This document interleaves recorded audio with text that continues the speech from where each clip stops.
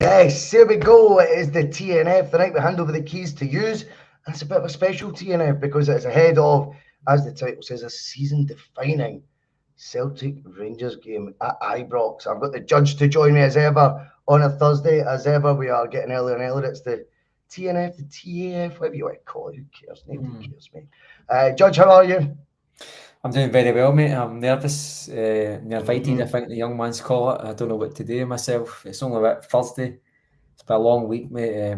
Sunday's around the corner. I think the build-up for the full season is getting to the crescendo, mate, and it's almost the tickly bit, as we spoke about last week. And I think Saturday night will probably be one of the worst sleeps I've had all year, mate, because it's getting serious now, mate. It's getting It serious. is getting serious, and the build-up's part of all this fixture as well. And I've heard a lot of talk about it. Is this the biggest derby in years and all that? And I wonder if to a point there is an element of truth in that. Now, I always kind of think with these fixtures, it can only be as big as the next one, and the next one's got a catalogue of reasons as to why it is. But we're going to discuss all of that tonight. We're going to look at team selection options. We might even have a wee peek over the fence. And of course, you guys get your points and use the hashtag TNF, and we'll discuss those as well. All that good stuff means give us a like, give us a wee share, slag the hair, or his plunge. Nowhere, he's just going for me tonight, mate. Look at this. What? Bhoycie's still connecting that wig of his. Just, It'll be late on, aye. both barrels already punched. Jeez, so mate, take it easy, man. I'm not the wee fella. Come on. But yes, we will. All that good stuff, and then what's the other ones? Bhoycie Bus member, 199 a month. Loads of yous. We appreciate it all. 420 somewhere. Balls to the walls. Flexi. Tattoo face. They're everywhere.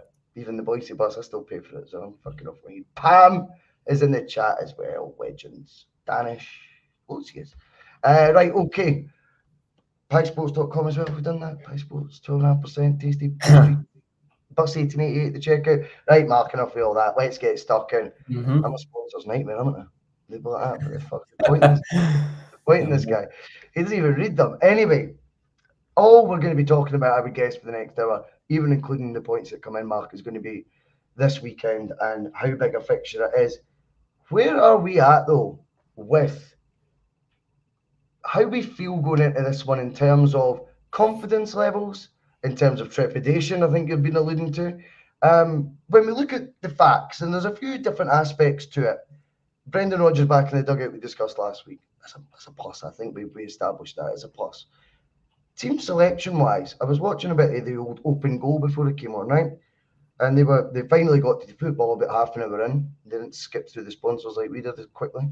And when they did get to the football, Judge, they were talking about Rangers team selection kind of being more definitive than Celtics. That was the line. Rangers have all these options. Celtics kind of picks itself. I think Gordon Dale said at one point. Now, see when you're talking about the options being Scott Wright, should he start and should he not? I didn't realise he even still got a game for them. I mean, I don't know who he is.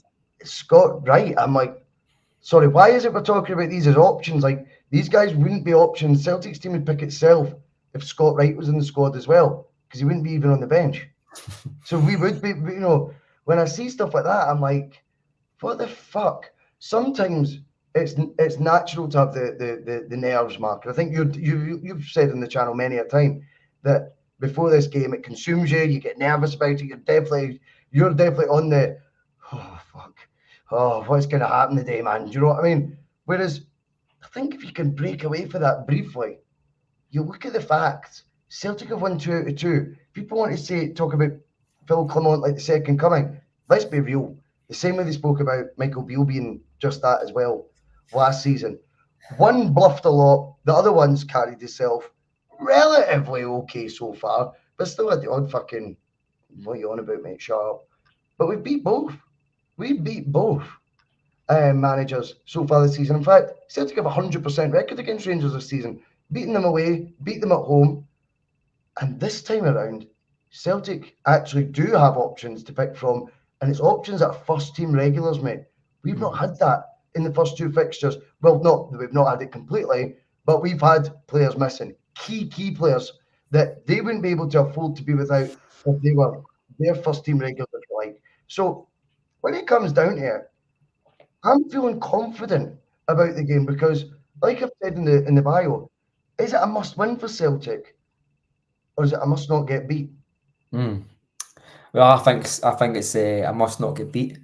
I think a draw would probably suit both. To be quite honest with you, I think they would be fairly happy with a draw because it keeps them above us and it keeps it keeps that dream alive for them. But I think for us to go away from home without any fans and get another result would be an excellent result for Celtic. And I think this jigsaw, the team selection this season is just beginning to fall into place. When I think defence is basically picking itself, whereas before we're thinking the lesser evil is it going to be Welsh with Scales and it's the new Stratificers. We've got the back four fairly settled. I think Joe Hart's in decent form.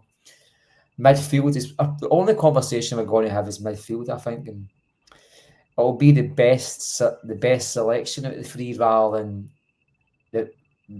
chatting. I know what you're saying. I know exactly what you're saying. Yep. The best of the bad options, rather like we had before. I think Turnbull might have started at Ibrox before, and that's just a situation we don't want to get into. But I think the conversations about the match will, in terms of team selection, is going to be what we think's best with what we've got available, and maybe players coming back. Whereas I think the previous two games we've been probably trying to blue tack this team and stick it together and try to get some sort of case of Celtic's team out it. See, just on that, Mark, is it fair to say we can play the fixture this time? As opposed to just getting a Celtic team that sort of resembles a Celtic team. This time we can go with what suits the tactics best. We can actually play the fixture this time with the options available. Sorry to jump in, but just on that, I think that's an important point.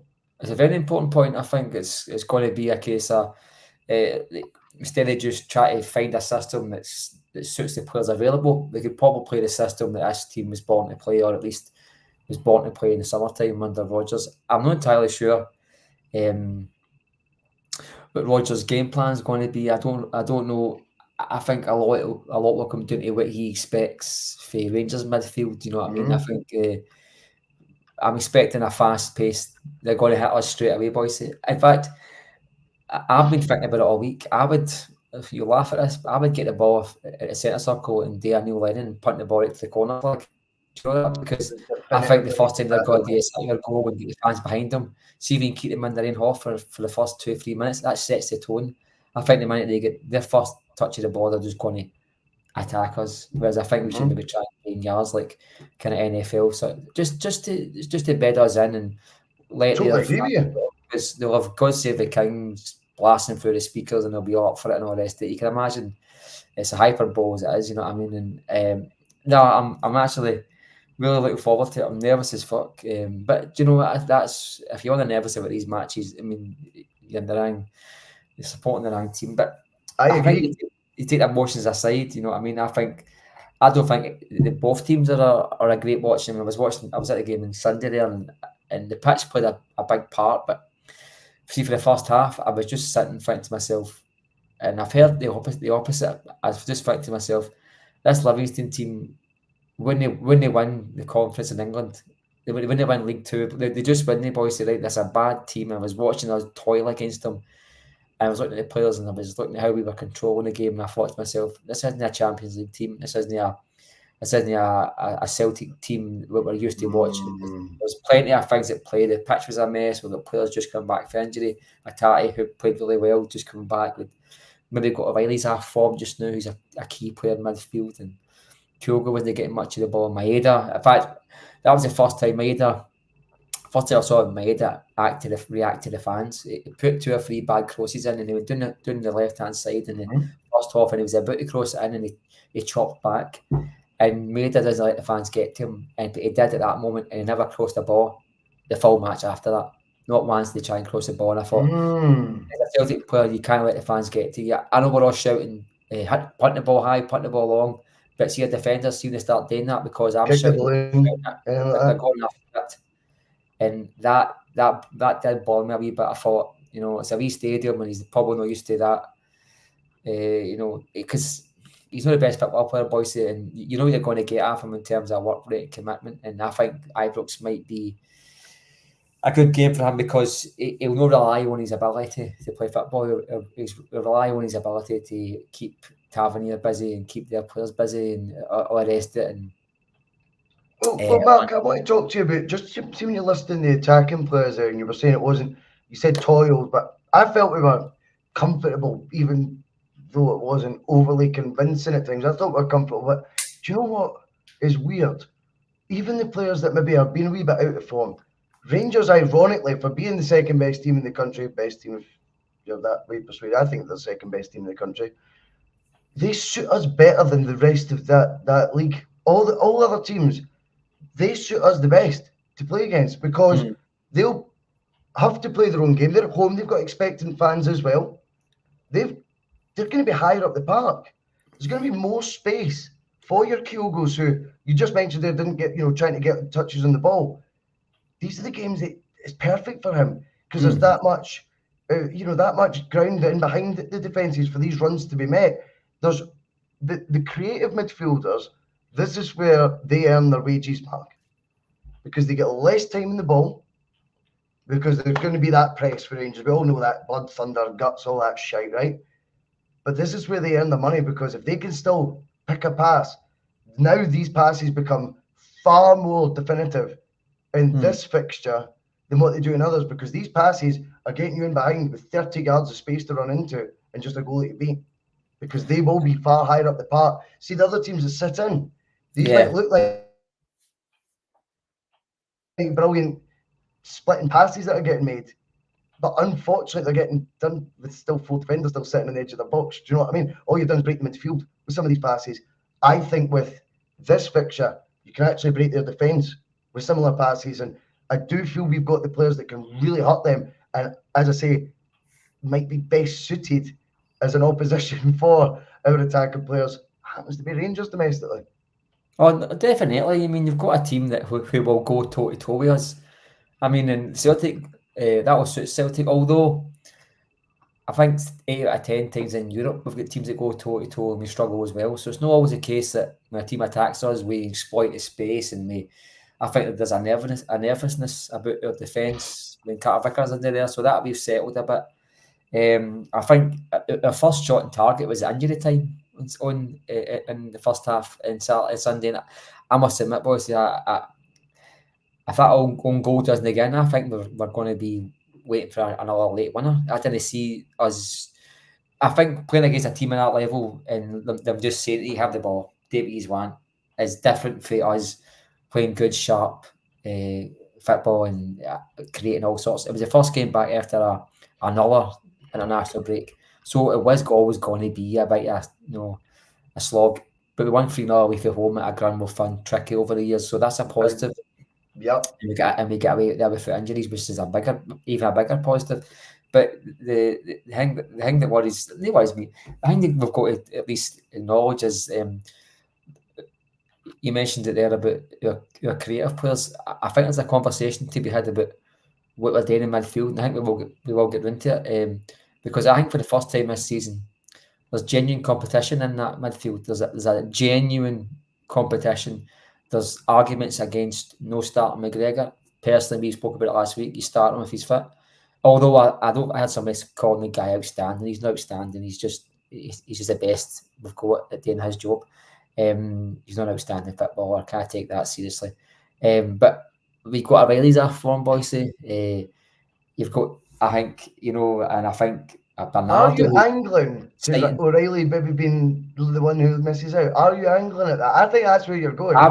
I would drop O'Reilly for most match day squads for the last couple of months, Bhoycie. I think he's been there's players that are a man doing, and there's players who just do enough. He has been teetering on the edge of being a man doing and just do enough. I'm not just saying that because I spoke about him at the start of the season. I thought he was getting a lot of press that was just unfounded, and I said at the time I just don't see the excitement about him. I was proven wrong tenfold, but I don't think he's played a good game of football since November. I don't think the guy's impressed me for a long time, and you can't have 3-4 months of good football with a full season and then have nobody question your form, Bhoycie. Where is the day where he's Madrid move or whether it's to do with form, confidence. The reality is we're not watching a guy perform 8 out of 10 performances in the Scottish League. We're watching a guy perform 6. And I Talk think me through what you think the midfield would look like if Marc Cairney was picking it right now. Obviously, it's going to be three central midfielders we're looking at. How's that look if you had your way? I'd have a Wata sitting in there with McGregor and Bernardo, and it sounds boring, right? Sorry, not Bernardo. Sorry, Hatate.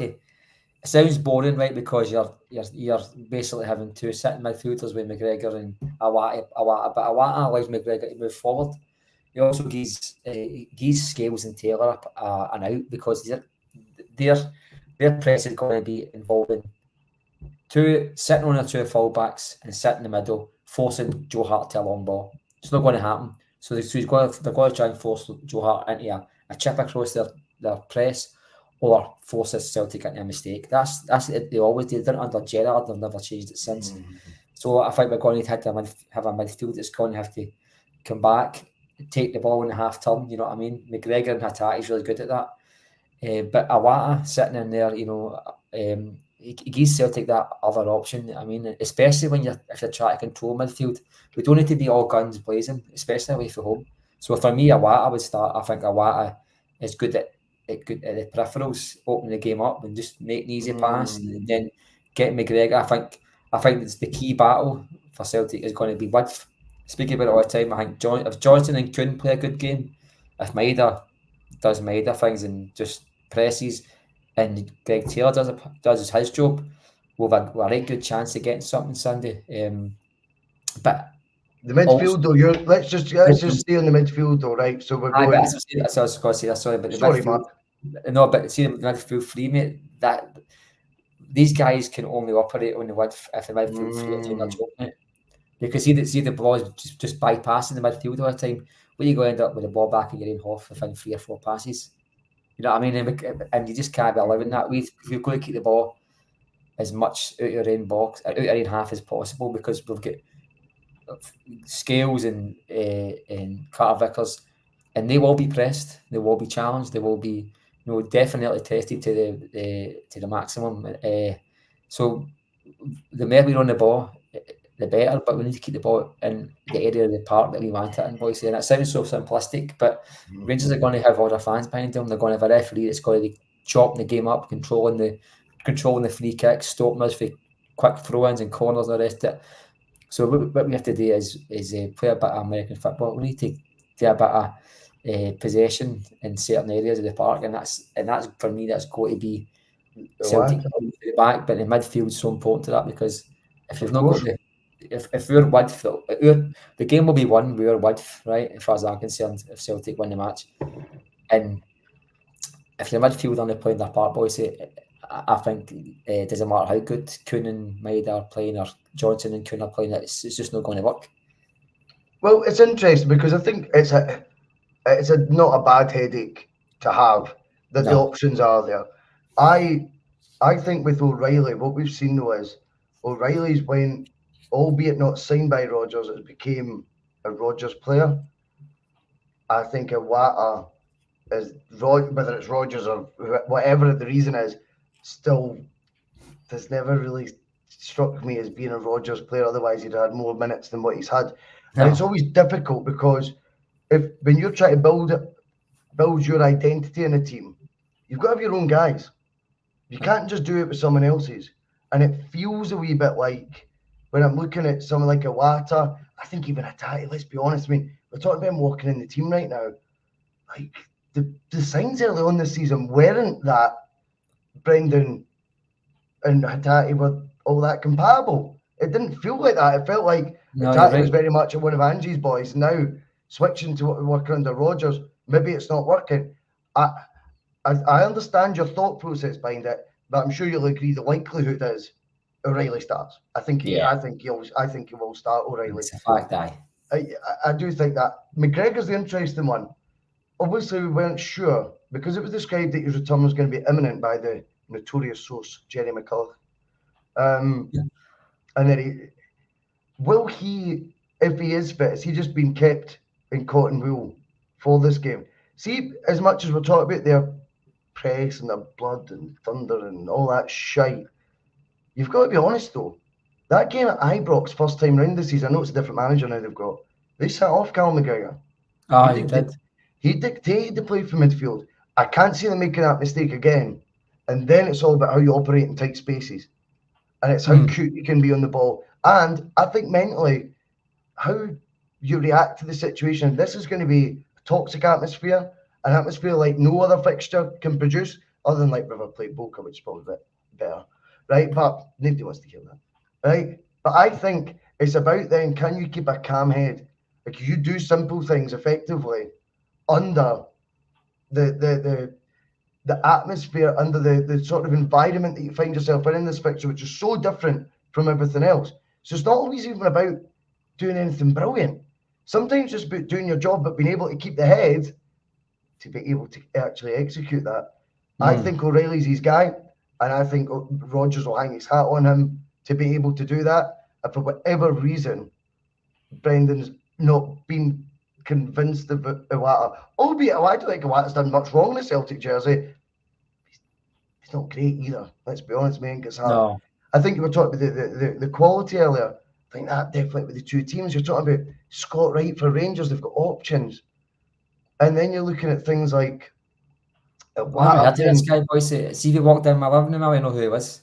Really? Well, he played no, for genuinely, I must be. I probably saw the guy play for the Flesh. I must have, but I hand in heart, I've never heard of the guy in my life. Yeah. Hopefully it's Sunday I don't get fucking that. I know that's fucking all we need, mate. Do you know what I mean? Fucking you coming on next Thursday after calling it that Scott Wright and nobody's heard of him, mate, and he scores a hat trick. No, he won't. He won't. He's shite. What is he? I think the quality of I think that he's a winger. I think the quality has dropped. I don't think we've got an excuse though at Celtic for when we're going through the team not to be like excited about any player in the 11. To be perfectly honest with you, we're in a position financially with bundles of titles, trophies, season ticket sellouts. We've covered all this a million times. We've not really got a reason for there to be like, oh, he could probably do a job today. I think it should be really like, I'm excited about Iwata playing instead of O'Reilly. But I think really Iwata would just be there to be effective, hopefully. But I wonder if the fixture could grab someone like that, eat them up and spit them out. And I think Rodgers, as we know, is mad on the psychology of, well, probably life. I don't fucking know. But I think in the fixture, he'll factor all that in. And I think he'll look at O'Reilly and go, you've been here, seen it, done it. You'll keep the camera ahead. Iwata, for whatever reason, I don't think he'll be sure on. And I think the midfield, if McGregor's fit, and you go Callum McGregor, Hatate, O'Reilly, first and foremost, though, it's fucking bold. You know, last year you had, to caveat that, an Aaron Moy coming in as well, alongside either Hatate or O'Reilly. And it brought that sort of more, I mean, I thought it was shite, but, you know, more of that balance and more sort of, do you know what I mean? It made more sense. But it's, if you look at that midfield on paper, you go, fuck. Like, they're playing football one way. And it's to be creative, it's to take risks, it's to take chances, and just hoping Callum McGregor can become the focal point of the midfield's defensive responsibilities, which I don't think he was born to be. He's just good enough to sort of fill that role. I think we've needed a midfield destroyer for a couple of years now. I think we were looking at that Vinicius Souza guy that went to Spain and stuff. You look at that and you go, that was identified as a real must-do signing. And I think you talk about Callum McGregor not being a great player and things. I think as well for Callum McGregor, he's not always been utilised over the last few years where suits him best. He's had to accommodate as well for, I think, Celtic having not defined sort of midfielders that could have been that holding one. See what as your holding midfielder, does he really give you that confidence he's going to be breaking up moves left, right and centre? He doesn't for me. But does he read the game okay? Yeah, he does. Does he bring that balance that an Aaron Moy would without being a heavy tackler? Yes, I would agree with that. And I get that aspect to it. But Rodgers has got to go with guys that he'll feel in his gut as well can do this. And that leads you to Hatate. Because as much as I thought he was the Celtic's best player at the weekend, no two ways about it. Yeah, he was. Real Hatate and Brendan Rodgers for me are a conundrum. Something to work out. Now, you remember you weren't impressed with Hatate's comments in the press. was it a year ago this time? And he was talking about working hard to get his move to England. He was desperate to go. Now he's talking about he wants Celtic fans to remember or to start to think again. Wow, Celtic need Hatate, which I quite liked. I don't mind that. He's going. That's what I'm hoping for. That when they see me play now, the performance I can put in between now and the end of the season, Celtic fans, we need him in that team. That's what he's now striving for. It's a different goal from what it was this time last year, and that'll be based on being out of form at the beginning of the season, out of the team at the beginning of the season, and then injuries. He's maybe had time to take stock and maybe go, I've got a new contract. He signed a new contract as well, which went against what I thought was playing out in front of us. I wonder if Hatate now, we're going to see maybe a wee bit of a rebirth. Is he now going to be a Rodgers player, or is he still living in Angeland? I can't even make my mind up. I think Rodgers, when he just came in, I think he called him out a couple of times. Like he named him, says, he has to understand what I want him to do, etc. And you don't really see managers calling out players like that. And I think he was aging for a move. I think the reason why he signed a new contract was because the window closed. I think that was the deal. He would get his pay rise and he would stay here until he's way more money until we did go. So I know no illusions about that. But that's good because the conversation has changed, you know what I mean? And you're talking about, right, you need to establish yourself back into the Celtic first team and get yourself up to form again before you start talking about or expecting to move. So the Celtic fans will see the benefit of that, because if he's going to go eventually, let's get the best version of the guy. And I think Rodgers will utilise in the way he should be. I don't think Celtic have had, I think I seen the other day that was his 5th or 6th start or season, something stupid like that. And we're in April now, and it's weird to think that we've had a full season without Hatate, really. I mean, is this the Chris Commons season he's having, Mark? Do you remember Chris Commons joined? Never scored a goal all season, then got a goal against Rangers. And then his first full season, he disappeared. I'm going to bring up 2 comments, right, for you to chew over, Mark, right? Because they're both the polar opposite views, and I love this. Pam, Hatate is a must-play. Hopefully his confidence under BR improves and he becomes a powerhouse again. Glasgow CSC, right below it to it. Hatate pre-injury was an embarrassment to the shirt. People talk some pish. No way he starts for me on Sunday. Discuss, Judge. Well, I think his form before his injury was atrocious, to be honest with you. I remember he should have got subbed off at half-time at Livingston the first game of the season. I think he missed a penalty. He might have scored, but he was utterly bad that day. I think his penalty just tickled under the keeper's shoulder, but he was terrible that day. But so I agree with that. His form is terrible, but you can't just dismiss the guy's ability just because he was out of form. He played. I thought he was the best player in the park the other day. I mean, Kuhn probably was 50-50 who was going to get man of the match, in my opinion, on Sunday at Livingston. And it's a wee tight pitch, so when your winger starts to create as much as he did in the second half, and you've got to give that guy a kudos as well, because it's hard to do that in a tight pitch. And equally, Hatate's first start in a long time on a terrible pitch, and he still showed what he can do. Ibrox is a bit like a bowling green compared to that, so he should have no excuses about the quality of the grass. And this is the games that you make yourself at Celtic. Nobody watches really against Dunfermline and Kilmarnock and Hearts and St Johnstone. Nobody that wants to see a player's ability will watch these games and take it seriously.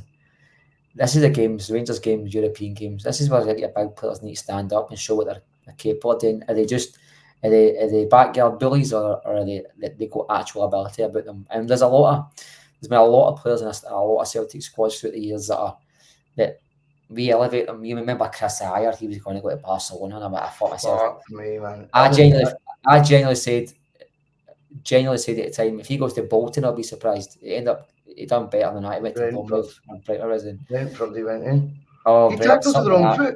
His side tackle used to be with the wrong foot. And I can never understand that. Anytime the ball came out his shoulder and he was running backwards, running towards his goal, it was either miskicked out the stone or it was a bad back pass. Celebrated tackles, too, Mark. I'm not having that. That was embarrassing, mate. I'm not having that. See all that fist pumping and that. Was his career at Celtic. He was nobody liked that guy really until he made that challenge and made that gesture. They were selling pin badges and everything, and then before you know it, it's it's brilliant. He had the heart of a mouse for a guy his height. He was bad in challenges. I don't think he was all that comfortable on the ball, but that's another story. But I think Hatate's got to play. He's got to play. Well, put it this way. If he wouldn't have started that match last Sunday if he wasn't going to be starting this match. Rogers would not have missed him. He'd been on the bench, which does make me think Carl McGregor's not started a match since the middle of February. He's not played. You're talking 5-6 weeks or something like that it is.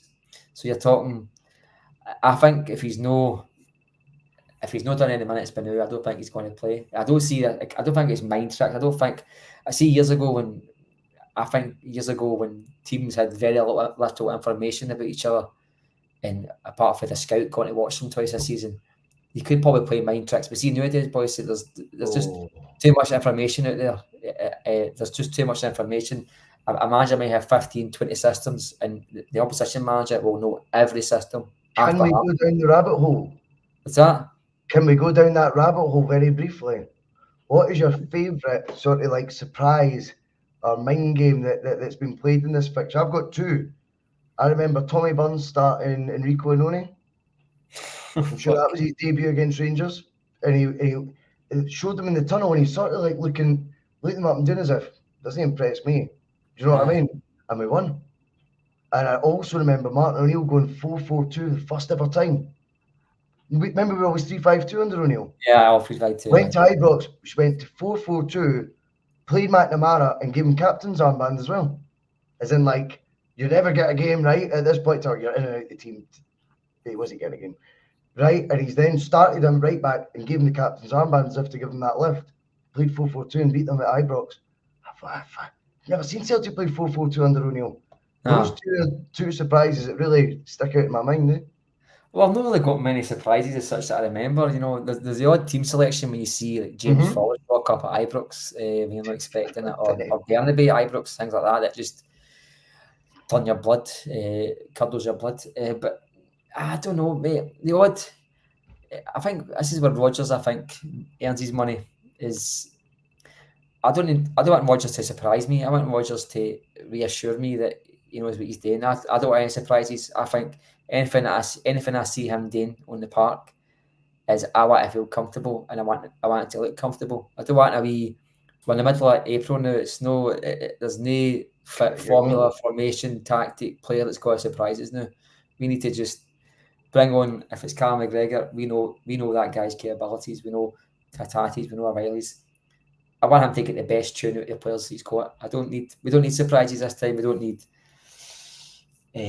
What I will say is, I wouldn't be surprised if he flung in somebody that's got surprises. I would not be surprised. I think there'll be a curveball. I think, and I tell you the most important part of the team, midfield. I've already spoken about it, but yep, I think the subs bench is going to be very key on Sunday, because I think that the team who starts the game the best and finishes the game the best normally get the points. And you need a good bench for that, boy. So you need your.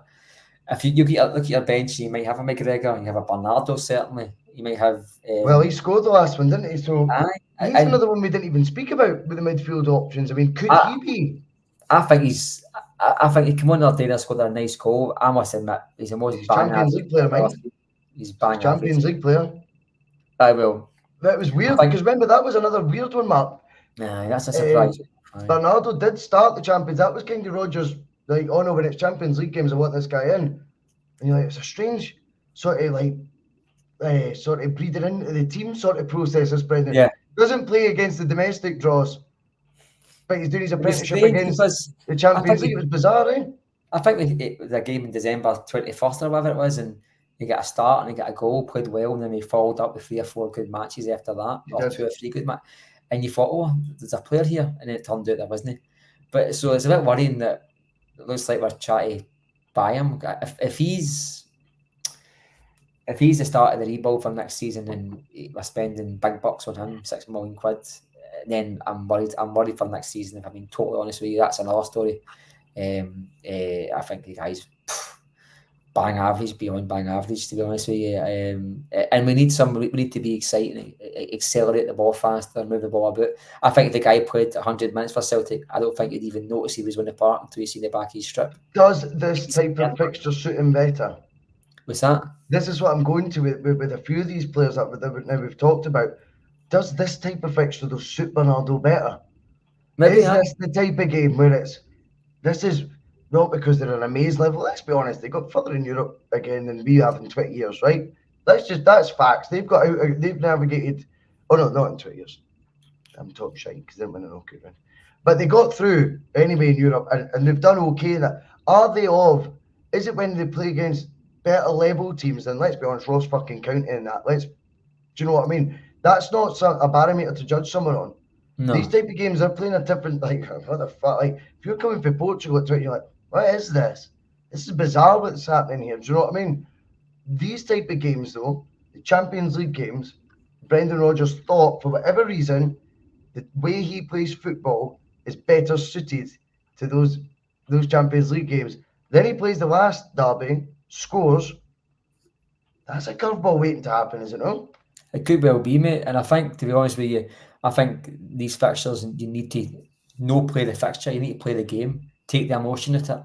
I think they might start all excited and run for us, but see if you can keep a base level of just, we've got a job to do here. And I think the players tend to perform better. I think midfield, you can get a bit erratic and give away a daft foul and get a yellow card the first 5 minutes, and you're fucked. You know what I mean? So we need level heads. Maybe he's the kind of guy that I said before as well. The guy's defence. If you don't notice him playing at all, which you don't, yes. maybe he's just doing what he's on the parts, what he's supposed to do. Sure, if you don't notice him, maybe he's not doing anything bad. He's not doing anything too good. He's just, his job is to regurgitate the ball 10 yards, 15 yards, break up the play, everything. And see if you're doing that, and the manager's starting you week in, week out, you're doing your job. So that's guys like me don't notice these wee things, but I get it. Is he a Rodgers player though as well? Like, I'm going back to the point you're going. I think he's got more of a chance of starting than Iwata, put it that way. Oh, definitely. Listen, you're spot on. You said that. I think Iwata might still well be in the Ange camp of players. Although you see that all the time. The managers just, you know what I mean, like other guys' players, they just use them, mate. It happens all the time. I think it's. I mean, most managers when they come into a squad, there's always a player or two that's were certain starters before who just get flung out. I mean, Chris Commons I think Chris Commons is more fitness, and I think he was telling the press stories. If I was told years ago that Andy Walker got a job in the press because he was, when it says a Celtic source, see the players that end up getting gigs after that. That's normally Andy Walker. It's kind of a bit of fact. Andy Walker was a bit of a tattletale, and I think Chris Commons and Scott Allen, same way Scott Allen's. I heard that off a few folks. Scott Allen was. No, he had to be doing something. But he's a lot of time in his hands, Scott Allen. He did. So, and to be honest with you, if I was on the periphery of Celtic B team and I was going to get myself a career in journalism with it, I would date a fucking second. Give me £500 to give you 100 words every Sunday for my column, no bother. Fair dues, pay your bills. But no, I think the surprise would be for Saturday, for Sunday would be if there is a surprise. But I'm not writing it off, Bhoycie, because I wouldn't be that shocked if you see like a home or something stupid starting with somebody who's just been nowhere near it. I think there's always Neil Lennon loved a surprise. I think surprise. Do you know what though? See when you spoke about earlier that trip to Ibrox where we started with the big hoof for the kickoff. When is the match? Fucking see when you look back at that, it's like I know that I'm always kind of pro Lennon anyway. But that was genius. So simple. Like he was literally telling them, I know what yous are all about. I know your exact plan. He killed the game straight away. Like this for the minute. And all the narrative. Remember he came out to the press, he went, which one of yous predicted we'd win today? Which one of yous? He killed the game straight away. Because the narrative was, or the assumption was, and the reality is, as soon as they get the ball, they're just going to attack us. So see if you can just spend the first 3 minutes of that match doing at the corner flag, winning balls, finding the ball at the park, and keep trying to convince Edward. It just drops. Trying to convince Edward to do that must have been funny though. It must have just top of the table face. Everything he must have been like, you fucking want me to do what? And like, he's like, listen, you're fucking. I wouldn't be against it because he's like, you up for it today, Hodgson? Big Hodgson's like, oh fucking. Look at a few games. We lost a goal in the first minute. The ball for the kick-off, Hodgson. We lost a goal in the first minute the last time Ibrox. The one I think Lagerbielke was playing, it was made an arse or skim it, but it was offside. Time before that, I think we lost an early goal 1-0. I think when that boy ended up, he came back on loan. So, but we are very open to losing early goals in these matches. You know what I mean? And I think Celtic need to stifle that. You know, just stifle that. Honestly, it's no point having a good team, a good bench if all your tactics are flung out the window in the first 3 minutes. There's just no point in it. You know what I mean? I would hit it. I love this. The message for the Bhoycie Bus. You can have Celtic by numbers. You can have breakdowns of the huddle breakdown with all these tactical analysis. Listen to the Bhoycie Bus. We're both in agreement, by the way. Hoof it for kickoff. If we get kickoff, fucking hoof that ball right to the corner. It sounds prehistoric, but this is real analysis. What I don't want to see is the ball getting passed back to Greg Taylor and then Scales, and then Hart again. In the first 30 seconds. You don't want to see that. I mean, you invite it then, eh? I'm a bit tongue in cheek when I'm saying putting the ball at the park, but what I'm not against is us gaining yards and frustrating that crowd. Not a chance. Does it bother me at all? I think there's no way we look at this match as favourites. We can't walk in. This isn't a time castle. We can't walk in there with our cocks out. Think we're going to win this show. We're going to have to play a European style football. We're going to lose the ball for a large spell of the match. We might even lose goals unexpectedly. We're going to have to keep the heat. We're going to have to do our job properly, and a lot of that is about gaining yards. Talk to me about Rodgers' preparation for these games, because naturally I think players, managers, staff alike, and supporters come more alive. I think that's what happens, Mark, right? They come more alive for these games. His prep will be meticulous in this. Is this a fixture you feel he's going to come out on top of again in terms of how he's prepared for it, essentially? Say we get the win. Do you think it will be down to he's fucking he's done his homework the day, he's had his Bhoycie Bakes in the morning, do you know what I mean? He's on it. Or do you think it could be moments of luck? I think if we were to win the third in a row, I know it sounds like I'm always fucking biased about Rodgers and that, but I think the props will start coming his way, like going, do you know what? That's how you do it. You had your best players available for the first time against them. You'd won the other two, and this time you knew how to tackle a team that's on the ascendancy. And whatever we want to call that invisible force that is momentum, I would say it's still slightly in favour of Rangers, narrative-wise, and things like this. Slightly, I think it is. If he was to then go and do the double at Ibrox this season, I think it will be down to the fact that his pre-planning, his preparation, and his strategy, that'll be the key factor, right? Oh, definitely. I think it will take a lot of hard work this week to win this match, and he'll be behind it all. He'll be in the training ground every day of the week with the players. I think I said to my dad, it was yesterday, it was, I think we've got to spend at least a few days talking to the players about the referee. We have got to be disciplined. We can't be kind of with daft fouls, no Lagerbielkas and Arthur Johnson's trying to handball the ball in the box. Now we need to be disciplined. We'll get to the ref next. I want your thoughts on, but that was the last talking point I wanted to do. Was the we do Brendan first? No, it's all right. I think, of course, I mean, it'll be.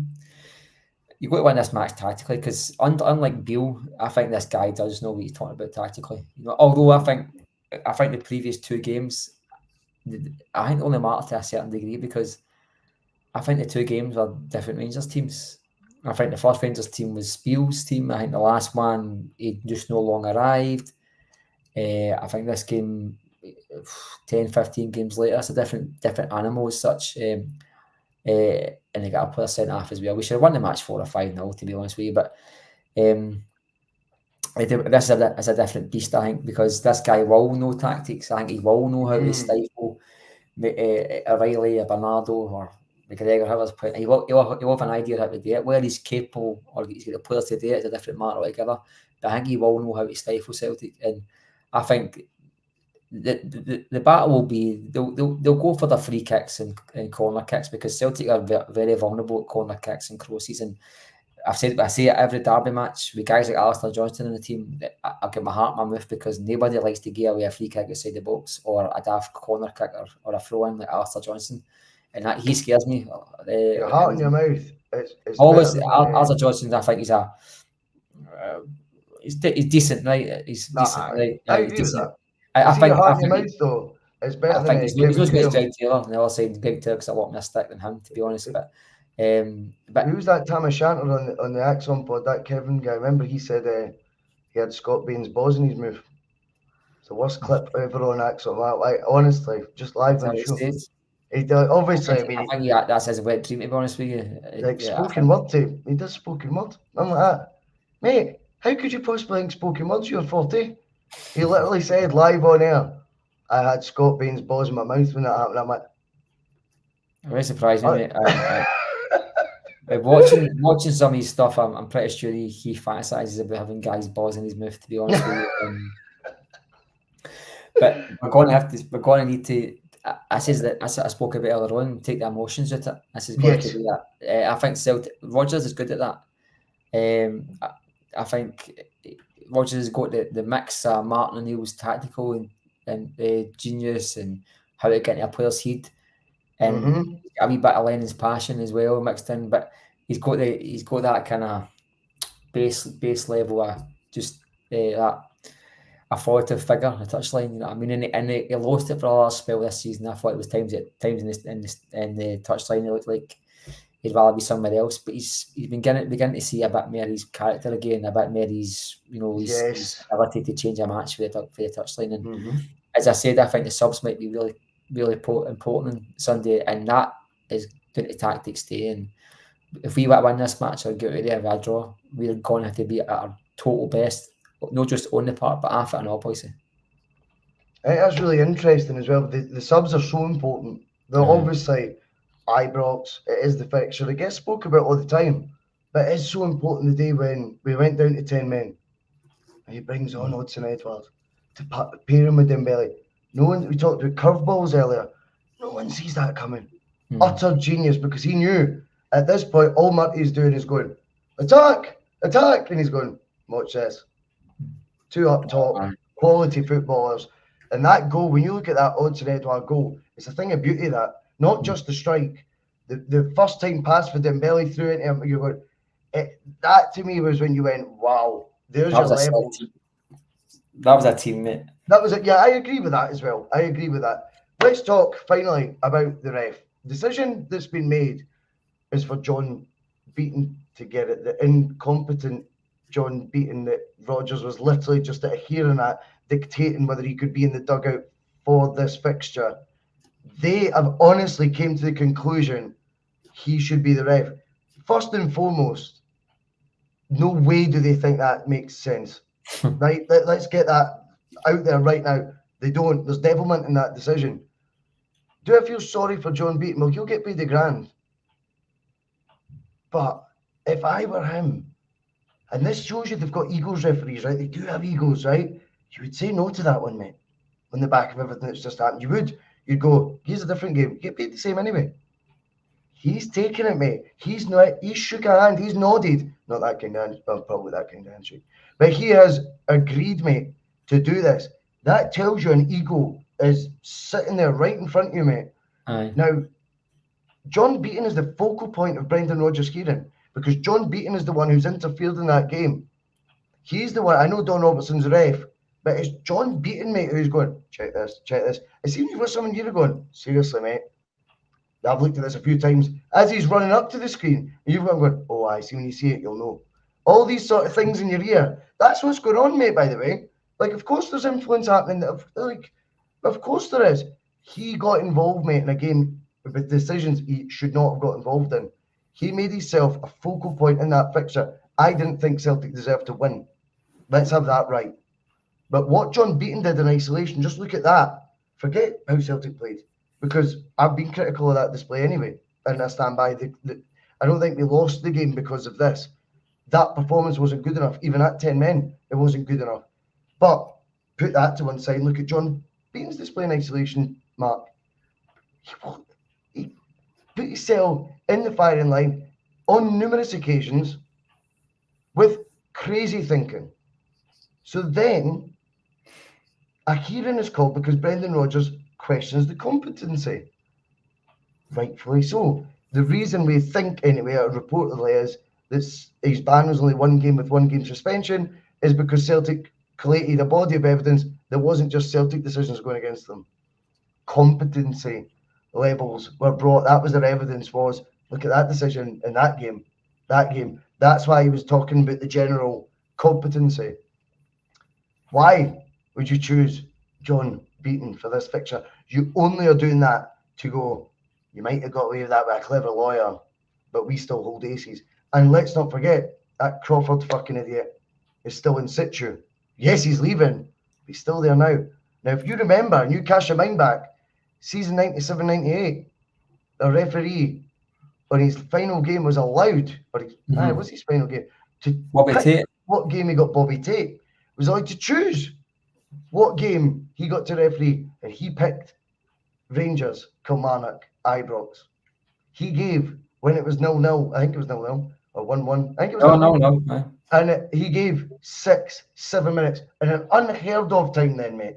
Unheard of getting that sort of injury time. I know it's commonplace now. And what actually happened was Ali Mitchell scores for Kilmarnock. It's funny. That was why the best thing that happened. Oh, it is, isn't it? It's just absolute poetry. But you look at that and you go, is this Crawford fucking arsehole trying to leave his wee man? I'm going anyway. Fuck you. He's nailing his colours to the mast with this one. As for John Beaton, I think it's an ego out of control by accepting it. Tells you he's got no brass in his neck, or he has got a brass neck, sorry.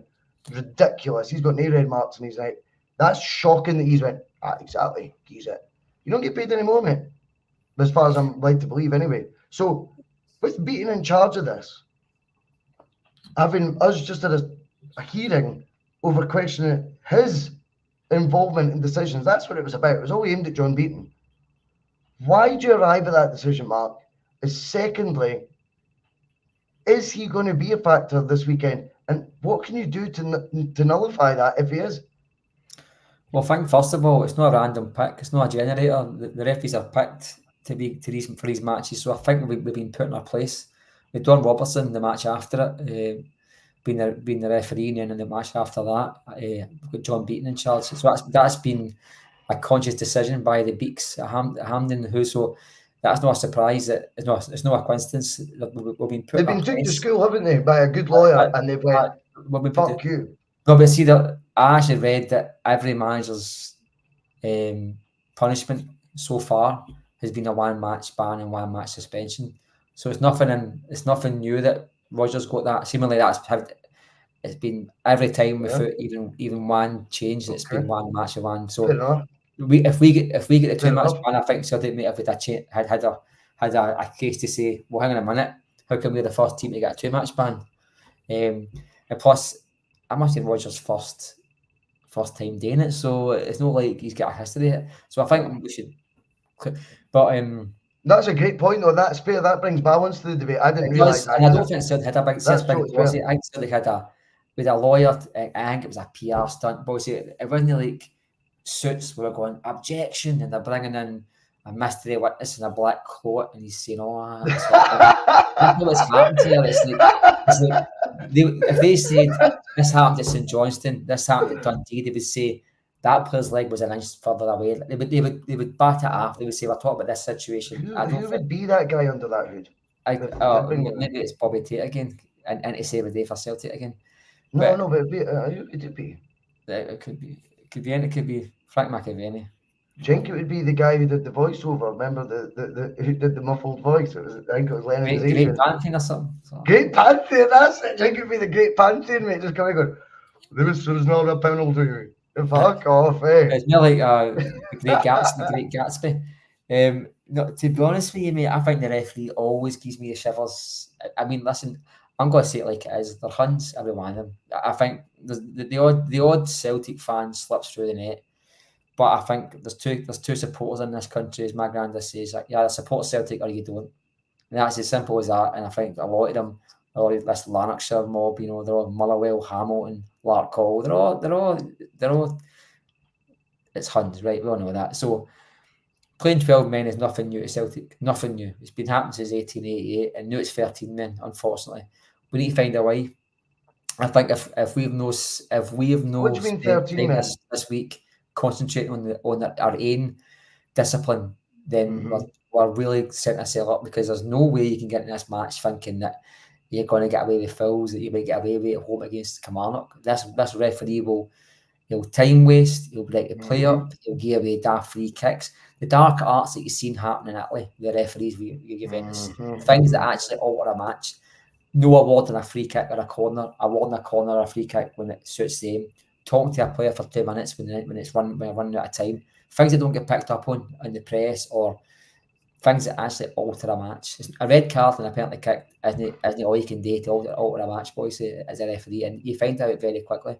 As I say, if we've not spent a lot of time this week man marking the referee, then that's what that is there for me.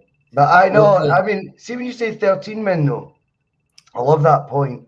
I don't know if you remember, I'm sure you were on one of the debates that we had when VAR was getting implemented. If you remember when the bus started, Mark, we didn't have VAR. Remember, it's only been there, it's the second full season, isn't it? I think a year ago in December, I think. Right. Oh, I can start midway through. I don't know if you remember the debates we had where I said, my biggest concern, I'm not trying to be on Nostradamus, but I said, my biggest concern is we're letting more lunatics into the asylum. If you think there is a persuasion with these guys and they lie on one side of the fence as opposed to the other, or if you think they're just terrible referees, if you get more of them in, expect more of the same, but expect mental reasons now. Expect it to get taken to a place that you don't expect. And that all began last season with the Jota offside at Fir Park. Always remember that. The camera was off for the offside. So, see stuff like that. I just don't get it. Anyway, we will call it a day. Judge, it's been brilliant chatting with you. I'm really looking forward to it. If you want a disclaimer, you just mentioned me saying he's going to pee himself. Right, so... I'm glad to pee myself, guys. Right, mate, what I like with that with spinning right. Right, we better go. Thanks to everyone who's been watching 150 right now. Enjoy yourselves, be good, and we'll see you all later. Cheers, Matt. Next one. Cheers, guys.